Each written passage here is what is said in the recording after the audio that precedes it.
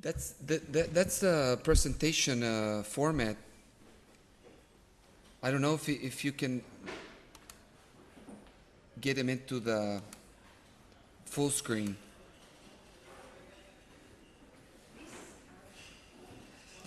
I've been working with that kind of format of presenting the presentation. Is it too bad? Because I've had. Surely you can configure it different, but I don't know how. I must say. Let's try help. So good afternoon. Then let's start this afternoon session. I'm Cristina Girona from the Universitat Oberta de Catalunya here in Barcelona.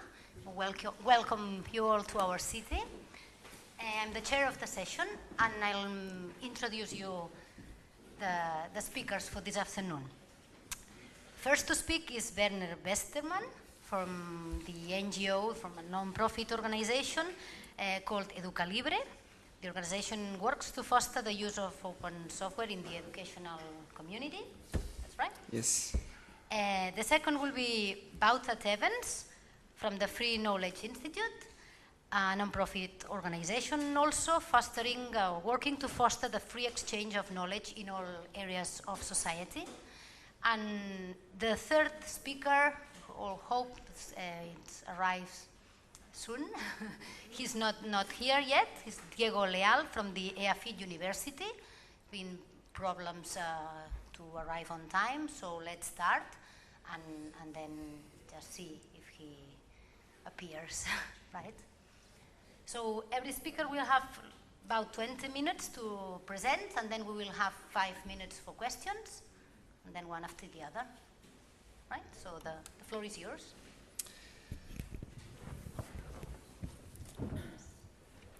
Hello.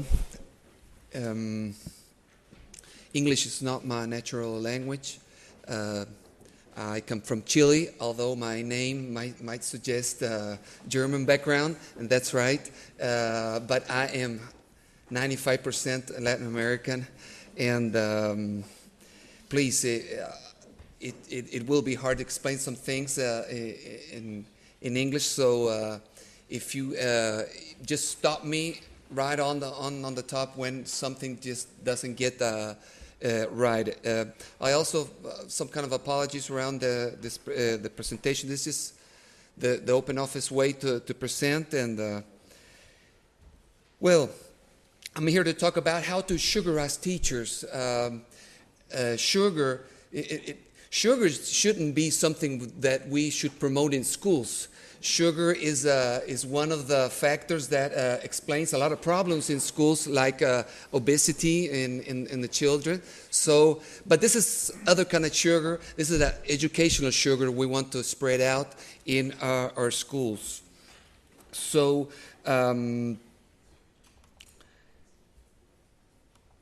surely you thought you saw this in the news, this huge mass media propaganda from our recent government election, where these miners trapped a mile down, were trapped. After 70 days, they were rescued, and really a very rare miracle happened, and that miracle happened with this through this propaganda, that a very efficient and a very willing effort can really make miracles.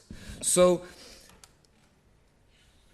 can this efficiency and this will solve the education issue around that we have?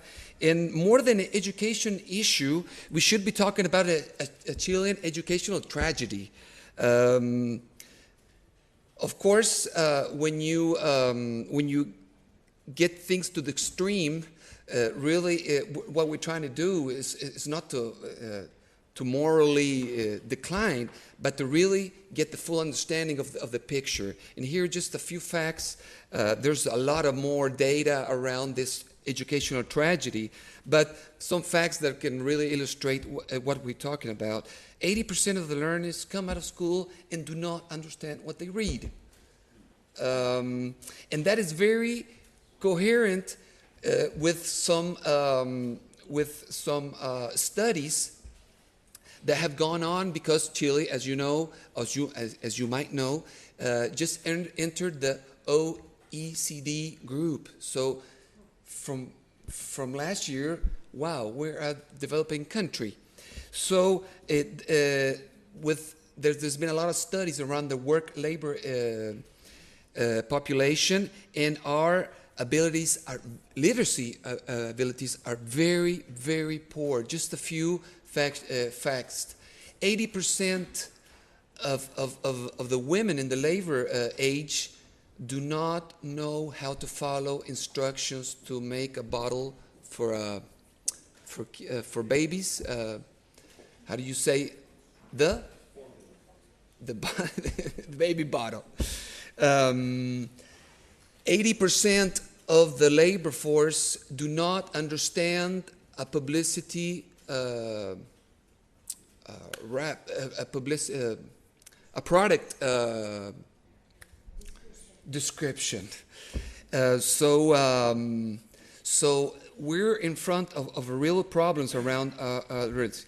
And this is also very coherent with some poor results in international studies, like the PISA and the TIMMS, that we decided as a country 3 years ago and 5 years ago, between those two studies, that we shouldn't be participating in these studies because our results are so bad that we've made a great decision to step out of this.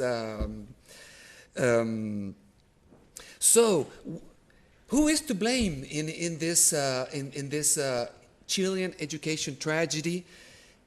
You might have guessed. Teachers are the ones that are pointed out as the guilty guys around this tragedy. And you know that the teacher issue is caused by many factors, especially the social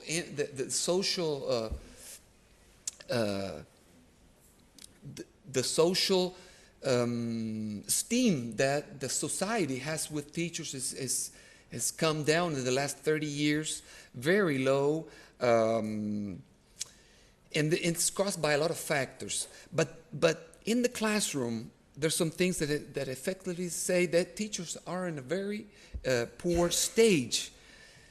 Some studies, 80% of the math and science teachers do not handle the contents, the minimum contents of the curriculum.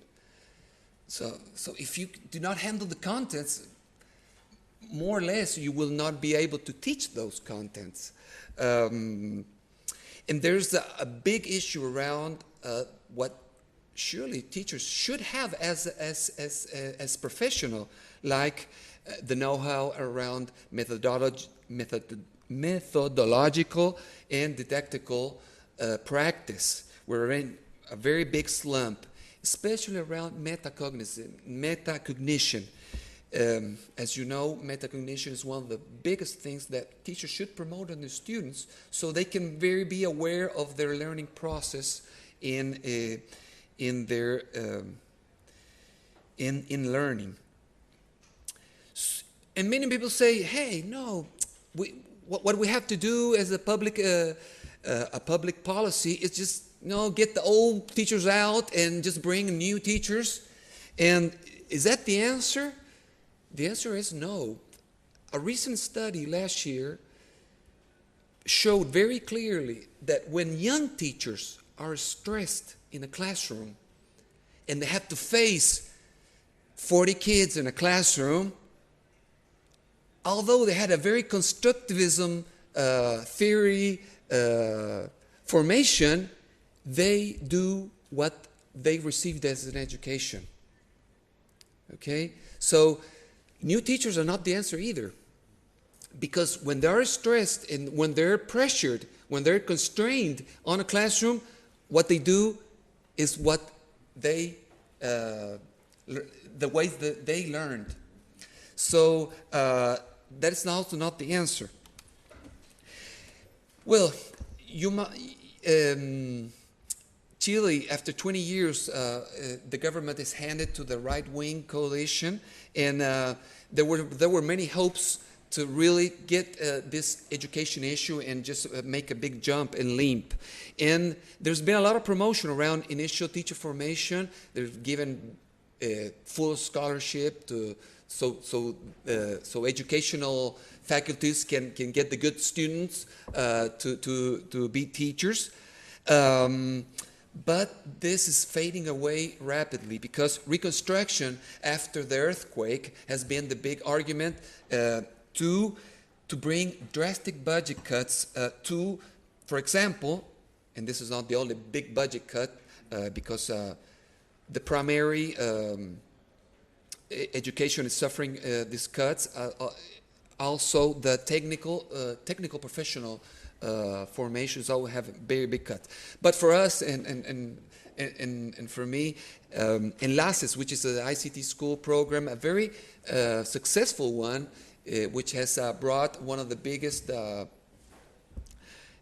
of the best computer student ratio. There's been a lot of work around infrastructure, the best in the region in Latin America. It is having drastic cuts this year, and this has been already sanctioned with the budget discussion for next year. And clearly, not visualizing ICT is not an innovator catalyzer, and we are not going to have funds around innovation through ICTs in education. So what do we do in this context? A big tragedy and a very little hope to see in the future. There are some new trends around professional teacher development that are coming up with this context. That's our guess and our bet, where we've had till the day a top-down, very centralistic, state-driven ICT adoption to shifting towards a bottom-up and grassroots approach. And basically what that means is how you can shift from a school being a consumer of educational technology services and products towards a school that appropriates through capacity building approach of the ICTs. That's one trend that we're really trying to strive. And other things that have come up and they're very important for us is that there's been a lot of standardization, and from that standards, bring out the professional competences around ICTs for teachers. And UNESCO, at the end of 2008, brought out this teacher standards, and we've also looked at the ISTE, which are very more simple and very manageable standards and competences, and where Enlaces has also have their own. They're brought up after these standards and competences. So we have to look at how these competences can be fostered in our teachers.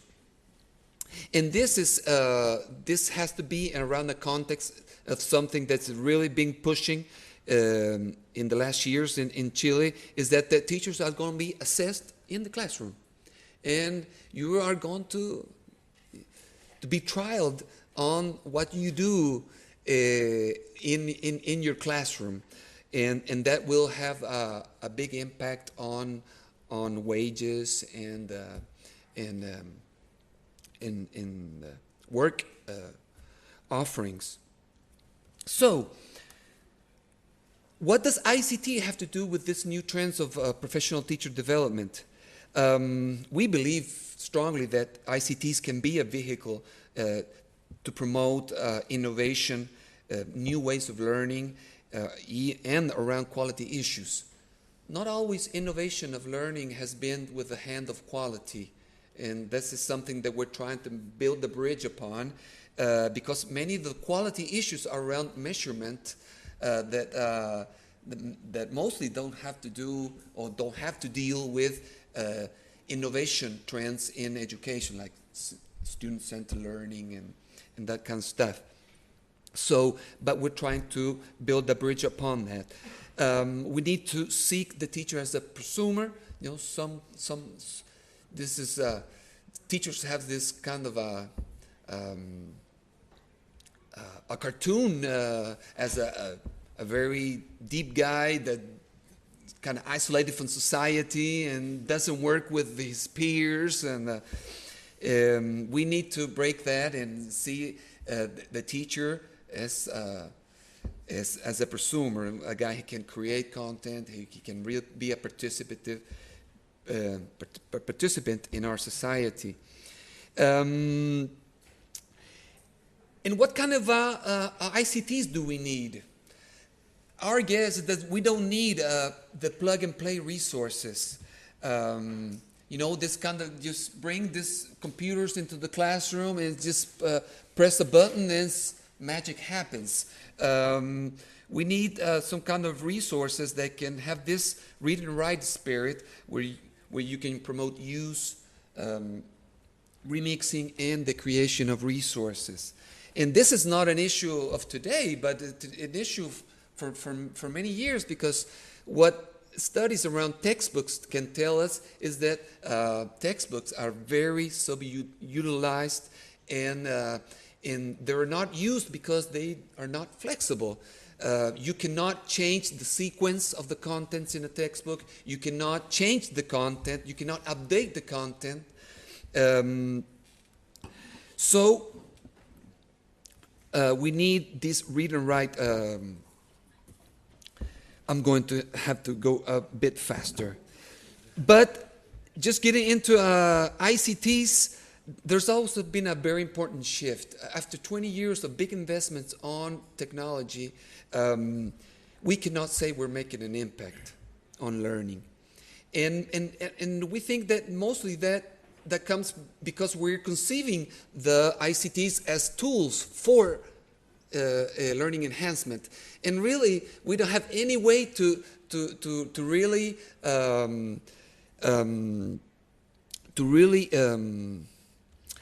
really demonstrate that. But what we're seeing is that ICTs should be looked at as an environment, as an ambient that gives me more possibilities, just gives me more capabilities to do more. And that is very interesting, because if we look at ICTs as an environment, we can see that this teacher can, can play around this environment and have this new role as an orientator, a facilitator.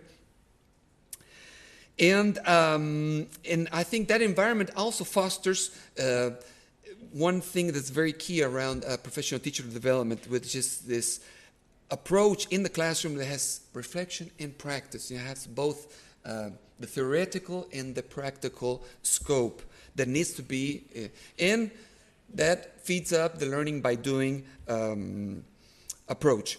And of course, ICTs also provide something that's very important around continuous and permanent teacher learning, because in Chile, this year is the first time that online courses, continuous learning materials as a supply gets over the presential kind of professional development. So the big question: how can we foster ICTs based on environments in teachers?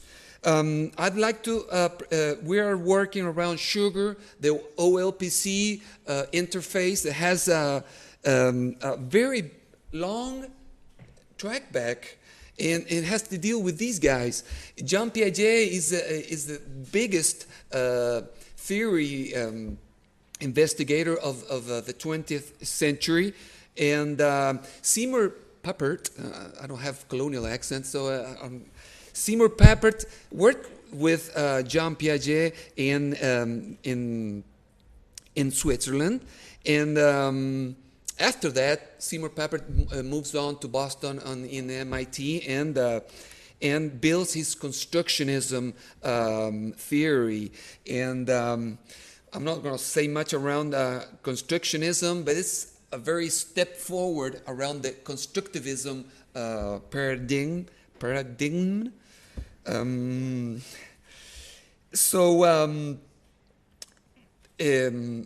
So sugar, what it does is it's really fostered with these principles of constructionism, like collaborative learning, which is really collaborative learning is the end of a string that begins with critical thinking. Critical thinking promotes problem solving, and problem solving, what does is the best way to solve problems is collaborative. So sugar has very nice features around metacognition and low floor. Metacognition around this journal, because everything you do is registered in this journal. So the students has a very good track of his learning process. And the activities, the educational activities around sugar have this really big motto around a very low floor, very simple activities, but they don't have any ceiling. So the learning can really strive with different styles and different motives. So our question's been around how can we help teachers embrace sugar? And especially those kind of teachers. We're talking about a lady around 55 years old, which has very low ICT skills. And how can she embrace sugar to deploy it in her practice? And our answer is building and remixing educational resources. And how we do that is through open and participatory platforms. So what we've chosen is to work around WikiEducator. WikiEducator is a project that is born with the Commonwealth of Learning.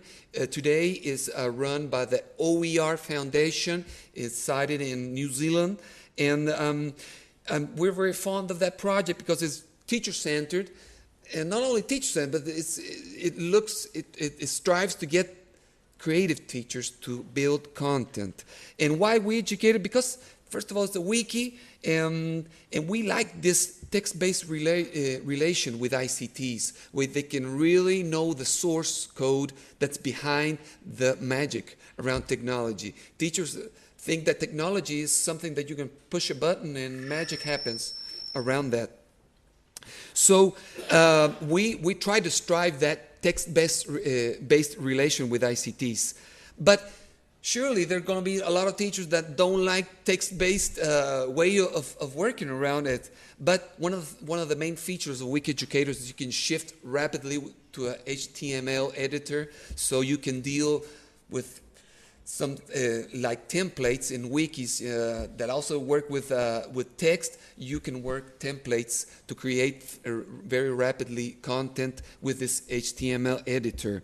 They also have a very just 1 minute to make an end. They have these pedagogical templates where they really it makes very easy to create content, and it's very linked to the iDevices of a very neat project called X-Learning that makes it's a content editor.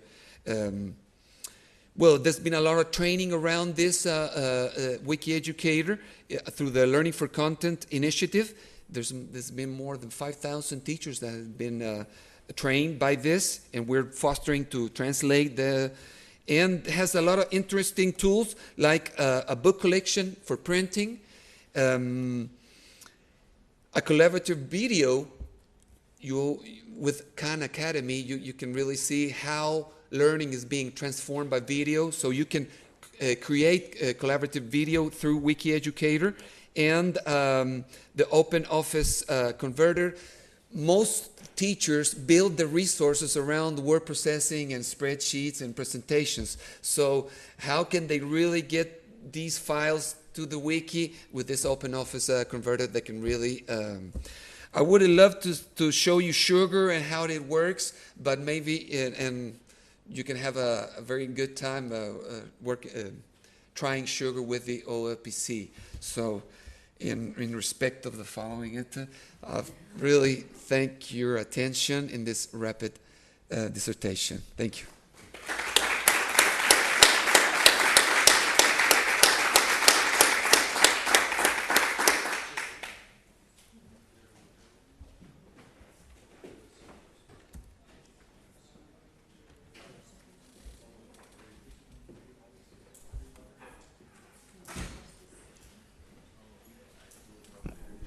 I think it's time for questions.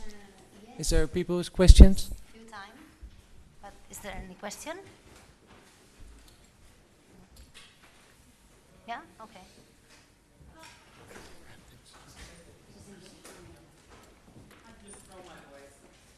How are you actually going to motivate these teachers to use this technology?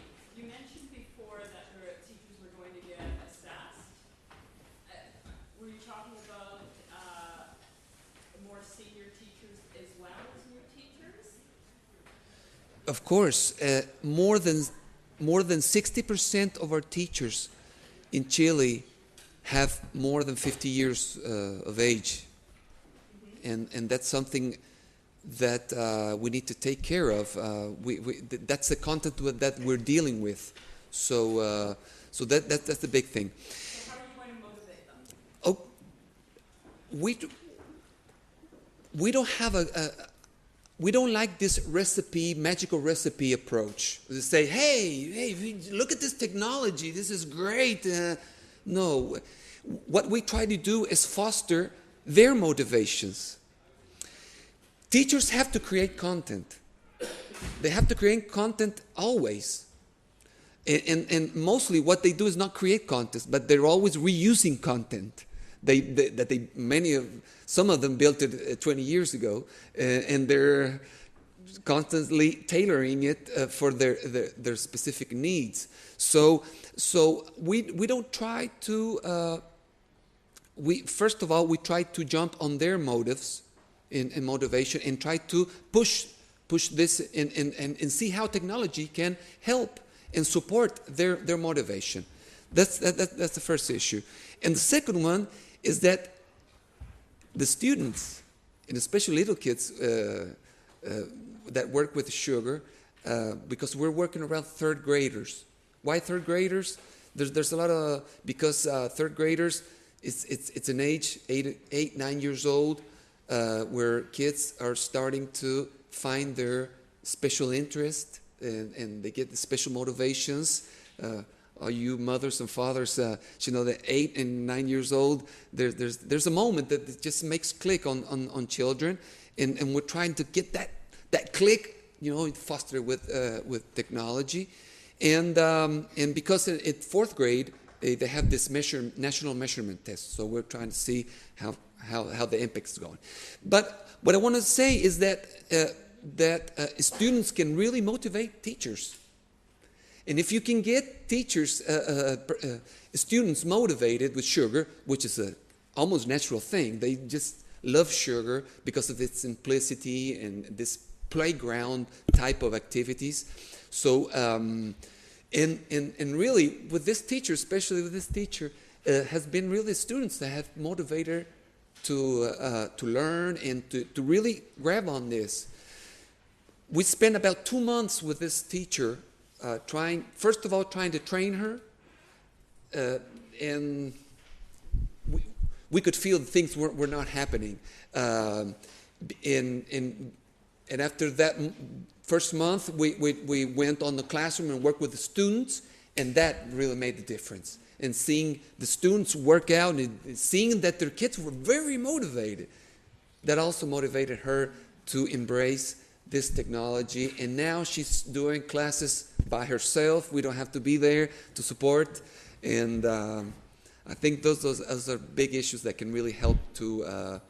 And last week, this teacher was invited to a big national conference to expose sugar. And the first thing she did is say, hey, you should go and explain sugar. No. You are going to, it just popped her eyes open, and